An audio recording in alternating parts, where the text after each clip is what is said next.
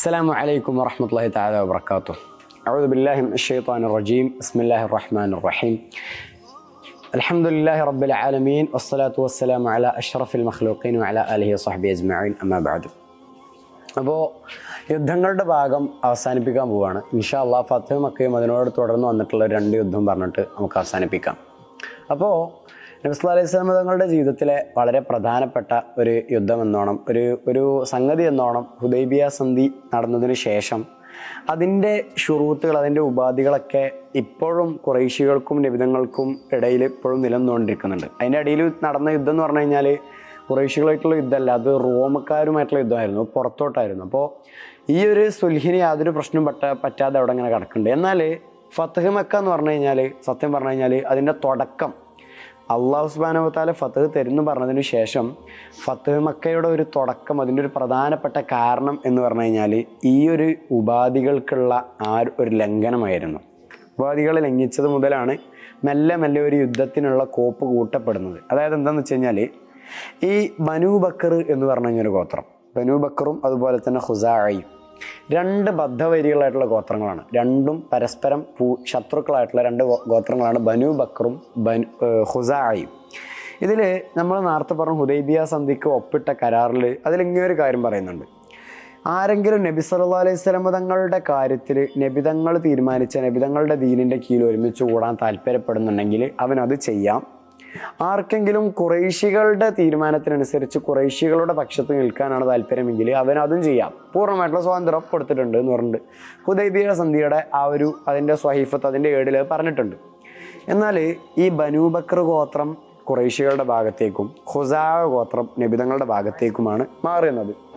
പക്ഷേ ഇവിടെ എന്തുണ്ടായെന്ന് വെച്ച് കഴിഞ്ഞാൽ ഖുറൈശികളുടെ ഭാഗത്തേക്ക് നിന്ന ബനൂ ബക്കർ തങ്ങൾക്ക് ഖുസാഅ ഗോത്രത്തിനോടുണ്ടായിരുന്ന പണ്ടത്തെ ആ ഒരു ശത്രുത അത് ഇവിടെ തീർക്കാൻ, അതിൻ്റെ പ്രതികാരം തീർക്കാനുള്ള ഒരു അവസരമായിട്ട് ഇതിനെ കണ്ടു.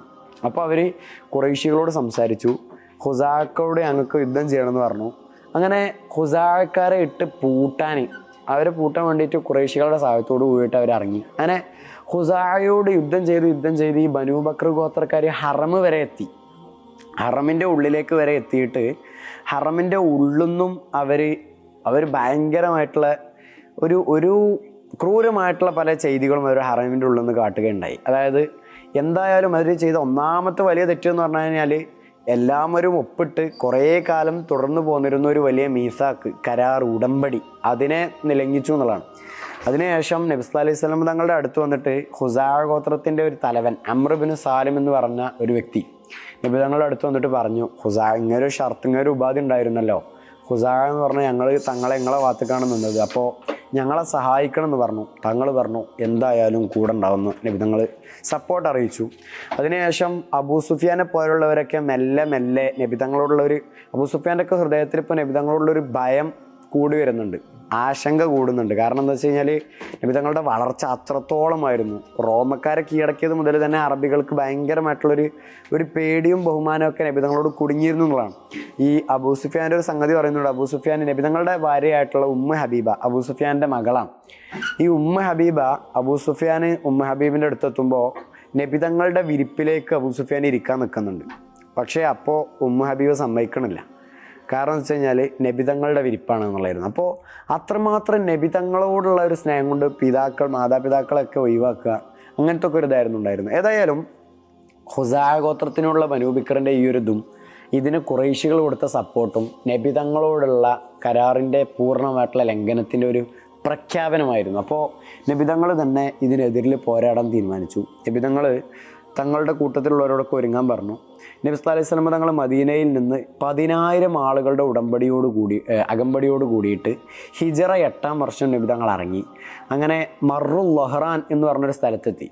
മറുൽ ലഹ്റാൻ എന്ന് പറഞ്ഞ സ്ഥലത്തെത്തി അവിടെ ഖുറൈശികളൊക്കെ അവിടെ ഒരു ചാരന്മാരുണ്ടെന്നുണ്ടെങ്കിലും കൂടിയിട്ട് നബി തങ്ങളെ കണ്ടപ്പോൾ അല്ലാഹു സുബ്ഹാനഹു വ തആല ഇവരൊക്കെ അന്ധരാക്കി എന്നുള്ളതാണ്. അതായത് അള്ളാഹുവിൻ്റെ ഒരു സഹായം കൊണ്ട് ഇവരൊക്കെ അന്ധരാക്കി മാറ്റി. ഇവർക്കൊന്നും നബിതങ്ങളുടെ വരവിനെ കാണാൻ കഴിയാതായി. ഏതായാലും നബി സല്ലല്ലാഹു അലൈഹി വസല്ലം തങ്ങൾ ഈ ഒരു യുദ്ധത്തിൽ, ഈ ഒരു പോക്കിൽ പല വലിയ സംഭവങ്ങളും നടക്കുന്നുണ്ട്. അബൂ സുഫിയാനൊക്കെ നബി സല്ലല്ലാഹു അലൈഹി വസല്ലം തങ്ങളുടെ അടുത്തെത്തുന്നു. അബൂ സുഫിയാനൊക്കെ ഭയങ്കര പേടിയായി. നബി സല്ലല്ലാഹു അലൈഹി വസല്ലം തങ്ങളുടെ സൈന്യം 10,000 ആളുകളോട് കൂടിയിട്ട് മക്കയിലേക്ക് തിരിക്കുകയാണ്. അബ്ബാസ് റളിയല്ലാഹുവിനൊക്കെ മുസ്ലിം ആവുന്ന ഈ ഒരു സമയത്തിലാണ്. ഏതായാലും അബൂ സുഫിയാൻ ഇങ്ങനെ മെല്ലെ മെല്ലെ ഇസ്ലാമിൻ്റെ തീരത്തേക്ക് കടന്നു വരുന്നതിൻ്റെ ചെറിയ ചെറിയ ലാഞ്ചനകളൊക്കെ വെളിവായി തുടങ്ങി. നബി സല്ലല്ലാഹു അലൈഹി വസല്ലം തങ്ങൾ ഭയങ്കരമായിട്ട് അഫ്വ് കൊടുക്കാൻ തുടങ്ങി. ഈ സമയത്ത് എല്ലാം കൊണ്ടും പോരാടാമായിരുന്ന, എന്തും ചെയ്യാൻ അവസരമുണ്ടായിട്ട് കൂടി നബിതങ്ങൾ പലർക്കും അഫ്വ് കൊടുത്തു. ആയുധം കൊണ്ടല്ലാതെ ഹൃദയങ്ങളെ കീഴടക്കാൻ നബി സല്ലല്ലാഹു അലൈഹി വസല്ലം തങ്ങൾ തുടങ്ങി. അങ്ങനെ എല്ലാവരോടും, തൻ്റെ സൈന്യത്തിനോട് പോലും വളരെ ലോലമായിട്ട് പെരുമാറാൻ വേണ്ടി കൽപ്പിക്കുകയാണ്.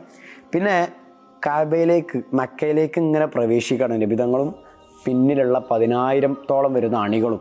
അപ്പോൾ ഇവരിങ്ങനെ പ്രവേശിക്കുമ്പോൾ അബൂ സുഫിയാനെ വാതിൽക്ക കൊടുന്നിരുത്തി. അതായത് ഈ സൈന്യങ്ങളിങ്ങനെ പോകുന്ന ഈ ഒരു സ്ഥലത്ത് അബൂ സുഫിയാനെ കൊടുന്നിരുത്തി. അബൂ സുഫിയാൻ ഓരോ ഗോത്രങ്ങളിങ്ങനെ നോക്കുകയാണ് നബിതങ്ങളുടെ പിന്നിലുള്ള. നബിതങ്ങളെ കണ്ടിട്ടില്ല കേട്ടോ. ഫസ്റ്റ് ഇങ്ങനെ ഓരോ ഗോത്രങ്ങളിങ്ങനെ മെല്ലെ മെല്ലെ പോകുന്നു. അബൂ സുഫിയാൻ അവരിങ്ങനെ കണ്ടിട്ട് ഒരു പേടി, അബൂ സുഫിയാൻ്റെ ഉള്ളിലേക്ക് പേടി വരുന്നു. പിന്നെ ഇങ്ങനെ നബിതങ്ങളെ കാണുന്നു. അബ്ബാസ് റളിയല്ലാഹുവിനോട് ചോദിക്കുന്നുണ്ട്, ഇതാരാ? അപ്പോൾ പറയും, ഇതാണ് മുഹമ്മദ് നബിയും നബിതങ്ങളുടെ മുഹാജിരികളും അൻസാരികളൊക്കെയാണിത്.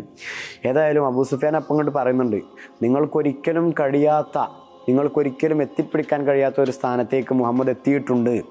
മുഹമ്മദേ, ഇന്ന് നിനക്ക് അധികാരം എന്ന് പറഞ്ഞിട്ട് അബൂ സുഫിയാൻ പറയുന്നുണ്ട്. ഏതായാലും ഖുറൈശികളുടെ ഒക്കെ മുമ്പിൽ അബൂ സുഫിയാൻ ചൂളിപ്പോയൊരു ദിവസമാണെങ്കിലും അബൂ സുഫിയാൻ ഇതൊന്നും പ്രഖ്യാപിക്കാനും മടി കാട്ടിയില്ല എന്നുള്ളതാണ്.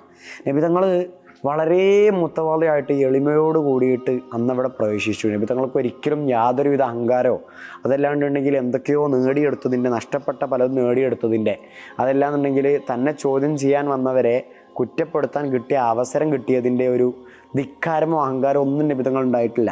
നബിതങ്ങൾ ഹിജറ 8-ാം വർഷം റമളാനിൽ 20 ദിനങ്ങൾ കഴിഞ്ഞിരിക്കുക, 21-ാമത്തെ ദിനത്തിലാവാം, അതിൻ്റെ പ്രഭാതത്തിൽ നബിതങ്ങൾ മക്കയിലേക്ക് കയറുകയാണ്.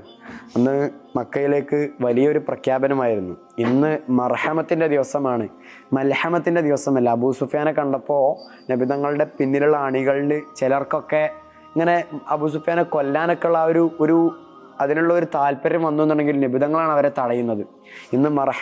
ഇന്ന് യൗമുൽ മർഹമ ലൽ മൽഹമ. അതിൻ്റെ ഒരു ഉദാഹരണമാണ് സഅദ് ബിൻ ഉബാദ റളിയല്ലാഹുവിനൊക്കെ അബൂ സുഫിയാനെ കൊല്ലാനുള്ള ദേഷ്യം ഉണ്ടായിരുന്നു. പക്ഷേ നബിതങ്ങൾ അന്ന് പറഞ്ഞു, ഇന്ന് മർഹമത്ത്, ഇന്ന് നമ്മളെല്ലാവരും എല്ലാം മറന്ന് എല്ലാവർക്കും കരുണ ചെയ്യേണ്ട ദിവസമാണ് എന്ന് പറയുന്നു. അങ്ങനെ ഹറമിൽ നിന്ന് എല്ലാ ബിംബങ്ങളും ജാ അൽ ഹഖ് വ സഹഖൽ ബാത്തിലു ഇന്നൽ ബാത്തില കാന സഹൂഖ, ഇന്ന് സത്യം വെളിവായിരിക്കുന്നു, ബാത്തിൽ അതല്ലെങ്കിൽ മിഥ്യ നുണ ഇന്ന് മുതൽ പൊളിയപ്പെട്ടിരിക്കുന്നു എന്ന് പറഞ്ഞിട്ട് എല്ലാ ബിംബങ്ങളെയും നിലം പരിശാക്കുകയാണ്. അന്ന് നബി സല്ലല്ലാഹു അലൈഹി വസല്ലം തങ്ങൾ ഉസ്മാൻ ഇബ്നു ത്വൽഹ എന്ന് പറയുന്ന ഒരു മുഷ്രിക്കിൻ്റെ കയ്യിൽ നിന്ന് കാബയുടെ താക്കോല് വാങ്ങണം. അതായത് ഉസ്മാൻ ഇബ്നു ത്വൽഹയുടെ നബിതങ്ങളും മുമ്പുള്ളൊരു ചെറിയൊരു കഥയുണ്ട്. അതായത് മുമ്പൊരിക്കൽ നബി സല്ലല്ലാഹു അലൈഹി വസല്ലം തങ്ങൾ കാബയുടെ വാതിൽ ഉസ്മാൻ ഇബ്നു ത്വൽഹയോട് ചോദിക്കുന്ന സമയത്ത് ഉസ്മാൻ ഇബ്നു ത്വൽഹയോട് പറയുന്നുണ്ട് നബിതങ്ങൾ, ഒരു ദിവസം ഖുറൈശികളുടെ മുമ്പിൽ ഞങ്ങൾ നിന്നോട് ചോദിച്ചു വരുന്ന ഒരു ദിവസം നിങ്ങൾ ആലോചിച്ച് നോക്കൂ. ഏതായാലും അന്ന് ഉസ്മാൻ ഇബ്നു ത്വൽഹക്ക് നബിതങ്ങളോടൊരു ദേഷ്യമുണ്ടായിരുന്നെങ്കിലും കൂടിയിട്ട് ഉസ്മാൻ ഇബ്നു ത്വൽഹക്ക് നബിതങ്ങളോടുള്ള ഒരു ബഹുമാനവും ഭയഭക്തിയൊക്കെ ഭാഗമായിട്ട് അന്ന് നബി സല്ലല്ലാഹു അലൈഹി വസല്ലം തങ്ങൾക്ക് ഉസ്മാൻ ഇബ്നു ത്വൽഹ താക്കോൽ കൊടുക്കുന്നു. അന്ന് അലി റളിയല്ലാഹു പറയുന്നുണ്ട്, താക്കോലിൻ്റെ ഈ ഒരു ഡ്യൂട്ടി ഇനി നമ്മൾക്ക് ഏറ്റെടുത്തുകൂടെ തങ്ങളെ എന്ന് ചോദിക്കുമ്പോൾ തങ്ങൾ ഉസ്മാൻ ഇബ്നു ത്വൽഹക്ക് തന്നെ കൊടുത്താൽ മതി എന്നുള്ളൊരു അഭിപ്രായക്കാരനായിരുന്നു തങ്ങൾ. അപ്പോൾ തൗഹീദും ദീനിൻ്റെ മതമൈത്രിയും നബിതങ്ങളുടെ സ്നേഹവും റഹ്മത്തും അങ്ങനെ ഒരു അള്ളാഹുവിൻ്റെ ഹുദൂദുകൾ നടപ്പിലാക്കലും നബി സല്ലല്ലാഹു അലൈഹി വസല്ലം തങ്ങൾ ഇസ്മയിൽ പലരും ബയ്യത്ത് ചെയ്യലൊക്കെ ആയിട്ട് പല വലിയ സംഭവങ്ങൾക്കും ഫത്വ മക്ക സാക്ഷിയായി. അന്ന് തന്നെ അൻസാരികൾക്കൊരു പറച്ചിലുണ്ടായിരുന്നു, നബിതങ്ങൾ സ്വദേശത്തേക്ക് എത്തി, ഇനി മദീനയിലേക്കൊരു മടക്കം ഉണ്ടാകില്ല എന്ന് കരുതുന്നു. പക്ഷേ തങ്ങൾ പറഞ്ഞു, അൻസാരികളെ മരിക്കുന്നതും ജീവിക്കുന്നതും ഒക്കെ നിങ്ങളോടൊപ്പമാണെന്ന് നബി സല്ലല്ലാഹു അലൈഹി വസല്ലം തങ്ങൾ അൻസാരികളോട് പറയുന്നു. അങ്ങനെ ജാഹിലിയ്യത്തിൻ്റെ എല്ലാ അസറുകളും വെളിവായിക്കൊണ്ട് ഫത്ഹ് മക്ക അള്ളാഹു സുബ്ഹാനഹു വ തആല നബിതങ്ങൾക്ക് മക്കയെ തുറന്നു കൊടുക്കുന്നു. അങ്ങനെ ഹിജാസിനും അതിൻ്റെ അപ്പുറത്തേക്കും നബിതങ്ങളുടെ ഒരു പ്രശസ്തി, നബിതങ്ങളോടുള്ള ബഹുമാനവും ഭയഭക്തിയും നബിതങ്ങളോടുള്ള ഒരു ആദരവ് വളർന്നു വരുന്നു. ഇസ്ലാമിലേക്ക് ആളുകൾ ഇങ്ങനെ നിരന്തരമായിട്ട് വന്നുകൊണ്ടിരിക്കുകയാണ്. അതോട് കൂടിയിട്ട് ഏകദേശം ഖുറൈശിൻ്റെ രോഷമെല്ലാം കെട്ടടങ്ങി. അന്നത്തോട് കൂടിയിട്ട് ഇസ്ലാമിന് മുമ്പിൽ ഖുറൈശ് ഒന്നുമല്ലാതായി മാറി. പണ്ടൊരു കാലത്ത് നബി സല്ലല്ലാഹു അലൈഹി വസല്ലം തങ്ങളെ എല്ലാം ചെയ്ത് പുറത്തിറക്കിയിട്ടുള്ള ഖുറൈശികളും ഖുറൈശിലെ പൗരപ്രമുഖരും ഒക്കെ ഒന്നെങ്കിൽ ഇസ്ലാം സ്വീകരിക്കുക, അല്ലാന്നുണ്ടെങ്കിൽ പിന്തിരിഞ്ഞ് പോവുകയൊക്കെ ചെയ്തു. അന്നാണ് ഫത്ഹ് മക്കൻ്റെ അന്നാണ് നബി സല്ലല്ലാഹു അലൈഹി വസല്ലം തങ്ങൾ ആരെങ്കിലും അബൂ സുഫിയാൻ്റെ വീട്ടിലേക്ക് പ്രവേശിക്കുകയോ അല്ലെങ്കിൽ സ്വന്തം വീട്ടിൽ കയറിയിട്ട് കുറ്റിയിടുകയോ അല്ലെങ്കിൽ പള്ളിയിലേക്ക് പ്രവേശിക്കുകയോ ചെയ്താൽ അവർക്ക് നിർഭയരാണെന്നുള്ള പ്രഖ്യാപനം നടത്തുന്നത്.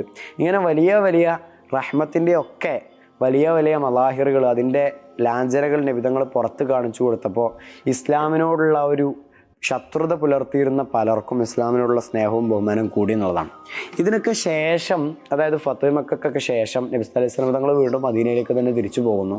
മക്കയിലെ മുസ്ലിങ്ങൾ, മക്കയിലൊരു മുസ്ലിം സമുദായം വളർന്നു വരുന്നു. അങ്ങനെ ഏതായാലും ഖുറൈശികൾക്ക് നബി തങ്ങളോട് ഇനിയൊന്നും ചെയ്യാനില്ല, നബി തങ്ങളോട് പൊരുതാനുള്ള കഴിവോ ഒന്നുമില്ല. ഖുറൈശികളെ വലിയ വലിയ ആളുകൾ പോലും നബി തങ്ങൾക്ക് കീഴടങ്ങി. നിരന്തരം ആളുകൾ ഇസ്ലാമിലേക്ക് ഇങ്ങനെ വന്നുകൊണ്ടിരിക്കുകയാണ്. ഈ ഒരു സമയത്താണ് ഖുറൈശികളെ പോലെ തന്നെ നബി തങ്ങളോട് വലിയ ശത്രുത പുലർത്തേണ്ടിയിരുന്ന, അതായത് അതിനും പോകുന്ന കഴിവുള്ള, സ്വന്തമായ നിലനിൽപ്പും സ്വയം പര്യാപ്തിയും സ്വന്തമായ ആചാരങ്ങളും വിശ്വാസങ്ങളും ഒക്കെയുള്ള ഒരു വലിയ സംഘമാണ് ഹവാസിൻ ഗോത്രക്കാർ എന്ന് പറഞ്ഞു കഴിഞ്ഞാൽ. ഹവാസിൻ ഗോത്രക്കാരുടെ കീഴിൽ നിന്നാണ്, അവരുടെ പേരിലാണ് ഈ ഹുനൈൻ യുദ്ധം തുടങ്ങുന്നത്. ഹവാസിൻ ഗോത്രത്തിൻ്റെ ഇതിൽ നിന്നാണ്. അതായത് അറബികളുടെ കൂട്ടത്തിൽ ഖുറൈശികളെ പോലെ അവസാനത്തെ ഒരു ശക്തിയായിരുന്നു ഹവാസിൻ എന്ന് പറഞ്ഞു കഴിഞ്ഞാൽ.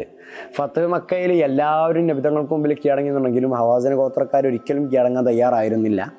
നബി സല്ലല്ലാഹു അലൈഹി വസല്ലം തങ്ങൾ ഈ ഒരു വിഷയം അറിഞ്ഞു. നബിതങ്ങൾ അഹ്ലു മക്കയിൽ നിന്ന്, മക്കക്കാരിൽ നിന്ന് 2000 പേര്, അവരിൽ നിന്ന് മുസ്ലിം ആയവരുണ്ട്, ഇനി മുസ്ലിമാൻ താല്പര്യപ്പെടുന്നവരുണ്ട്. അങ്ങനെ നബിതങ്ങളുടെ കീഴിലുള്ള ഒരു 2000 ആളുകൾ മക്കയിൽ നിന്നും, പിന്നെ അതുപോലെ തന്നെ നബിതങ്ങളുടെ മുമ്പുണ്ടായിരുന്ന സ്വഹാബാക്കളിൽ നിന്ന് 10000 പേരും, അതായത് മൊത്തം 12000 പേരടങ്ങുന്ന വലിയൊരു സൈന്യവുമായിട്ട് നബിതങ്ങൾ ഹുനൈൻ യുദ്ധത്തിന് പോവാണ്.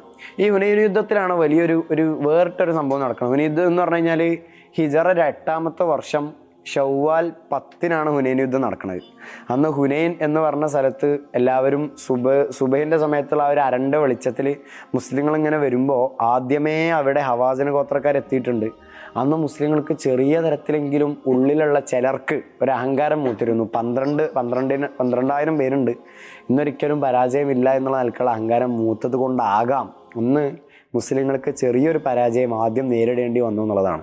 അതായത് ഉഹുദ് യുദ്ധത്തിൽ നബി സല്ലല്ലാഹു അലൈഹി വസല്ലം തങ്ങൾ വഫാത്തായി എന്ന് പറഞ്ഞപ്പോൾ ഉള്ള ഒരു ആരോപണം ഉയർന്നപ്പോൾ മുസ്ലിങ്ങളൊക്കെ ഛിന്നഭിന്നമായി ഓടിയതുപോലെ സുബഹിയിൽ ഈ ഒരു അരണ്ട വെളിച്ചത്തിൽ മലയിറങ്ങുന്ന മുസ്ലിങ്ങൾക്ക് ചുറ്റുമായിട്ട് പലതരത്തിലുള്ള കെണികളായിരുന്നു വെക്കപ്പെട്ടിരുന്നത്.